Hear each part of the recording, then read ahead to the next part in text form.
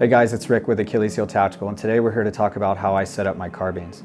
So when I start my setup or my build process, I start by determining its purpose. And this rifle's purpose is to be used in all of my classes as a demo rifle or a backup rifle for students.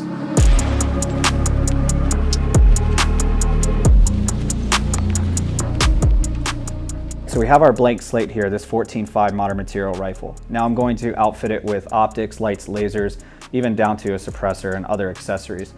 I'm going to show you exactly how I set it up, why I'm setting up my rifles the way I'm setting it up, but really this rifle needs to serve a variety of purposes to be, facilitating all different classes that we offer. So starting with optic, how I set up my optics on my rifles are completely dependent on which optic I'm going to run. If it's an LPVO, it's going to be completely different than what you see when I'm running a red dot. Currently, we're going to be setting this rifle up with a Holosun red dot optic. So now we're going to cover placement and mounting of this red dot. If I put it further back on the upper receiver, I'm going to capture a larger field of view within the optic. If I put it far forward on that upper receiver, I'm going to capture less. With this thing having unlimited parallax and not having to worry about eye relief, I'm just going to capture somewhere in between. That's how I set my rifles up. My focus is on the target. I'm superimposing a dot on it, so I don't really put too much thought into actual placement of it. I just want to capture somewhere in between where I'm presenting this rifle and able to capture my good sight picture and create that sight alignment. All right, let's talk about mounts. There's a ton of mounts out on the market, from 193s, 226s. You can get into the weeds on that.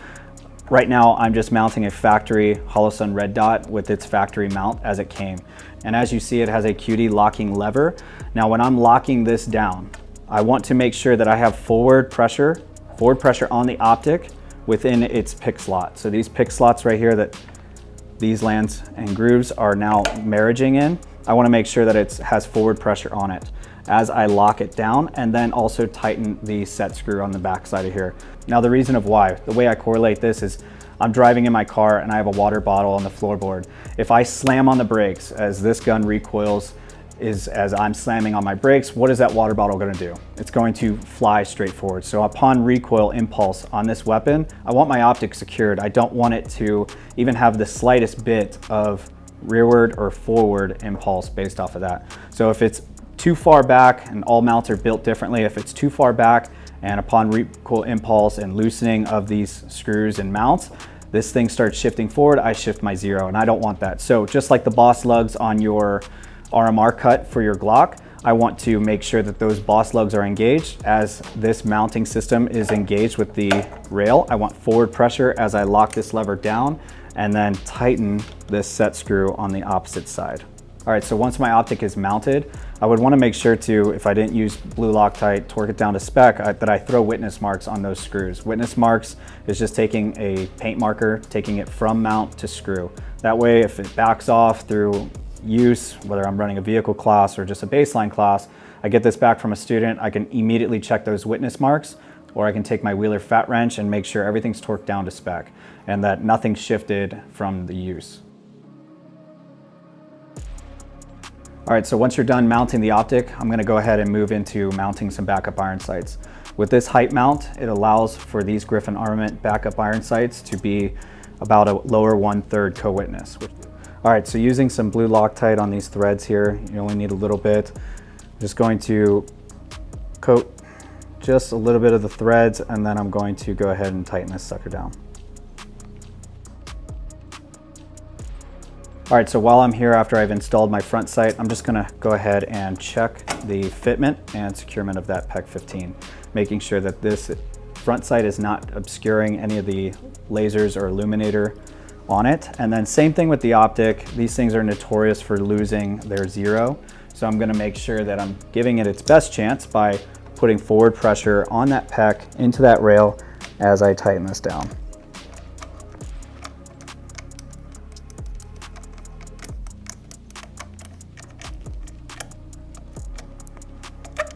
And then obviously I would want to witness mark that screw that's on the PEC and obviously check it with general maintenance every time I step off the range. So one thing I really like about this is the fact that it's now a fixed front sight.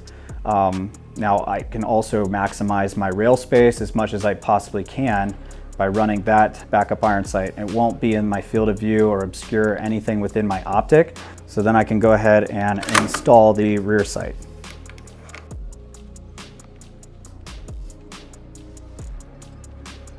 All right, so I have 3 different sight solutions mounted. I've got my laser illuminator, I've got my optics, and I got my backup iron sights.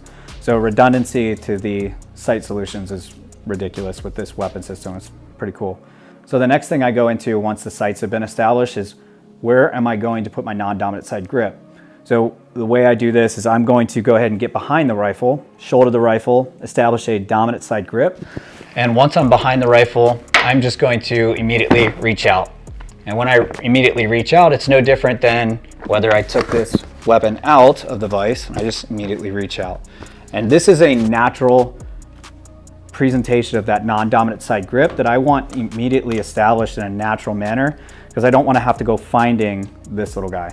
And that's that vertical foregrip. So my vertical foregrip of choice is going to be an angled foregrip, something I can establish and build good leverage on to control the front end of the gun. Parker Mountain Machine just came out with the meat hook, which is a phenomenal angle, a phenomenal tool that I can use.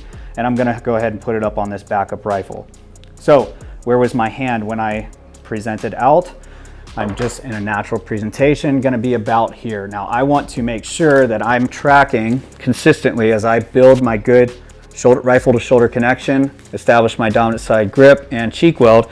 I'm going to close my eyes, immediately reach out. Do that a couple times, figure out where I'm at on this rail, and once I figure out, hey, this is a good spot, I'm going to take and remember where that pinky is, and now use that as a reference point. So I'm going to go back to this vise, and I'm now going to leave my pinky there, and I like to split the rail with that non-dominant side grip, whether I'm running a vertical, angled grip, whatever it is. Now I already have my reference point to go ahead and call home to when mounting this accessory.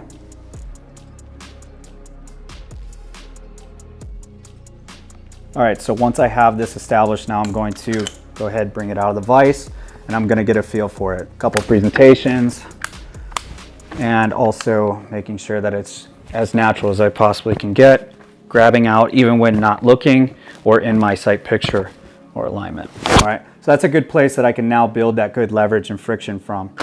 Once that's installed, I'm gonna go ahead and put those witness marks on, torque it down, and make sure that the M-lock system is actually locking up properly. That's a very important piece.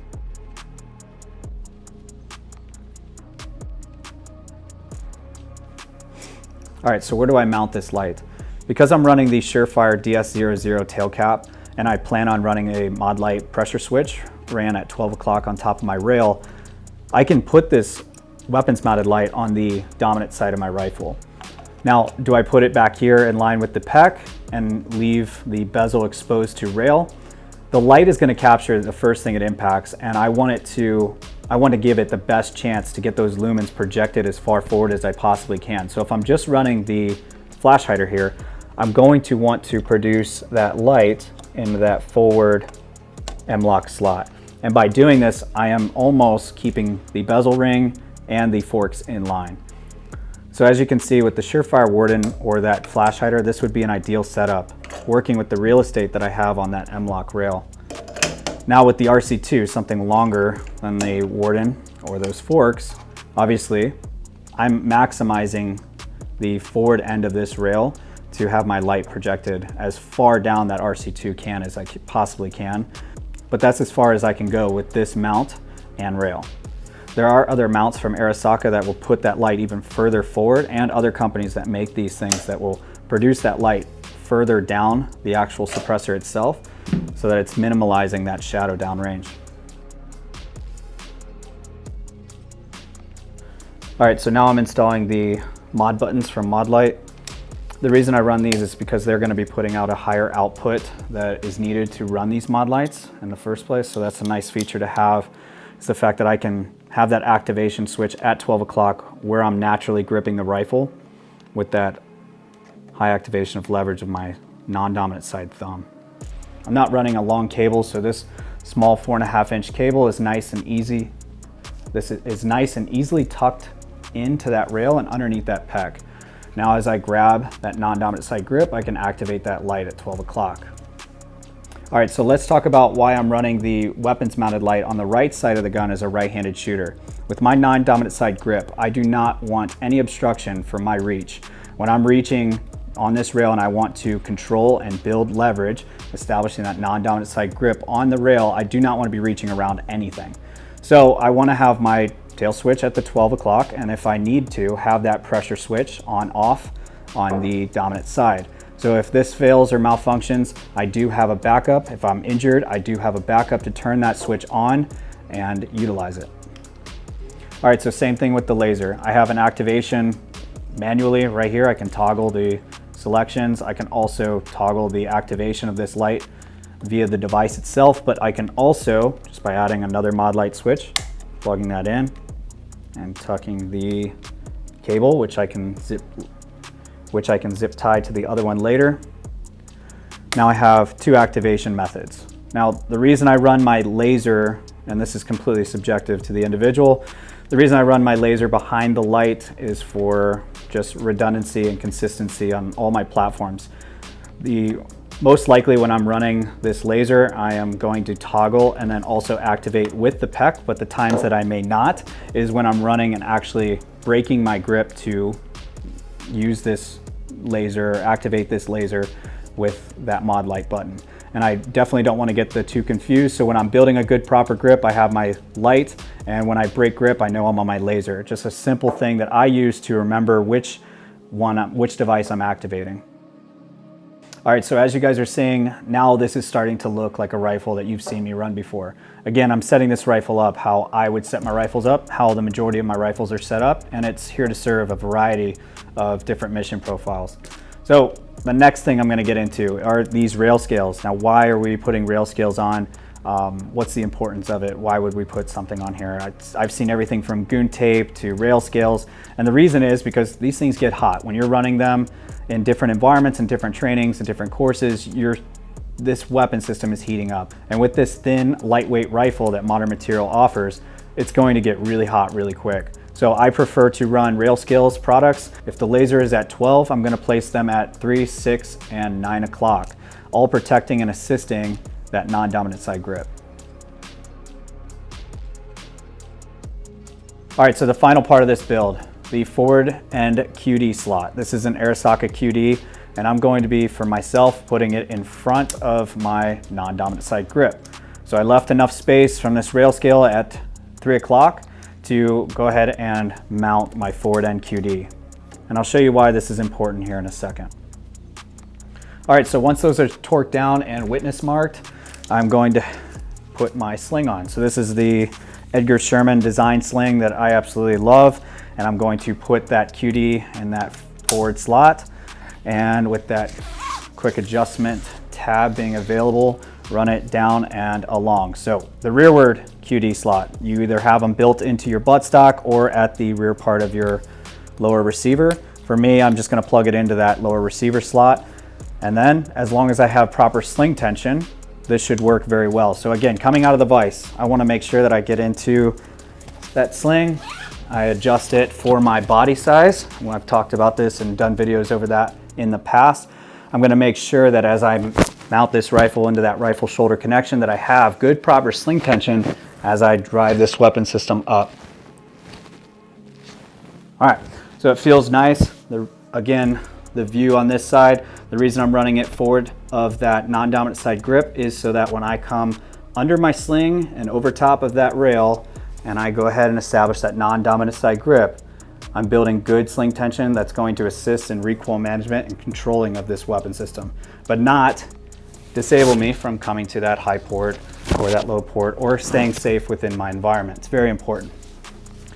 All right, that last and final touch for this rifle is going to be a sling staging strap. So obviously the Edgar Sherman has a nice sling staging strap built into it, but because I'm running a lot of vehicle courses in 2023, so the Neomag Sentry Strap makes life a lot easier when running those courses and resetting for those drills. That way I can fold this sling on top of itself, hold it there, run that Neomag Sentry strap back around, and now I have it completely retained so it can go and stow within my patrol car, or it can be stowed and ready to go for the next drill. This is how I build up my rifles, guys. Like it or not, this is the way I build my rifles. This is going to be, again, used for demo purposes, as well as a backup rifle to serve my students and my instructors. So I hope you enjoyed this video and taken away a lot of value. I'll see you guys out on the range.